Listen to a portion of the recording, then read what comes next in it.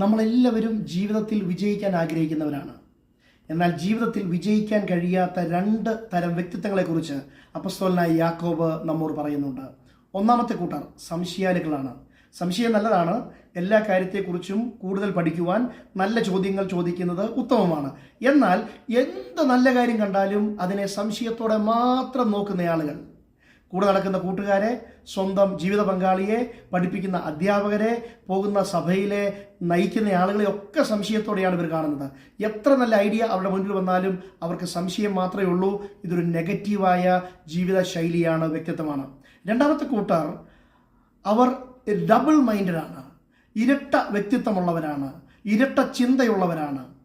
ഒരു കാര്യം കേൾക്കും, എക്സൈറ്റഡ് ആവും, ആവേശഭരിതരാവും, എടുത്തു ചാടി കാര്യങ്ങൾ ചെയ്തുകൊണ്ടിരിക്കുമ്പോൾ സകല ആവേശവും ബലൂണിൻ്റെ കാറ്റ് കുത്തിവിട്ടതുപോലെ പോയിട്ട് അവർ മറ്റൊന്നിലേക്ക് ചാടി വീഴും. ഇംഗ്ലീഷിലൊരു ചൊല്ലുണ്ട്, rolling stone gathers no moss. ഉരുളുന്ന കല്ലിൽ പാഴി പിടിക്കില്ല. അവർ ഇരട്ട ചിന്തയായതുകൊണ്ട് അങ്ങോട്ടും ചാടി ഇങ്ങോട്ടും ചാടി ചാഞ്ചാടി ജീവിക്കുന്നവർ. ഇത്തരം ഈ രണ്ട് വ്യക്തിത്വമുള്ളവരും ജീവിതത്തിൽ എങ്ങും എത്തത്തില്ല, ഒന്നും നേടത്തില്ല എന്ന് അപ്പോസ്തലനായ യാക്കോബ് നമ്മെ വാൺ ചെയ്യുകയാണ്. നമുക്ക് എന്ത് ചെയ്യാൻ സാധിക്കും?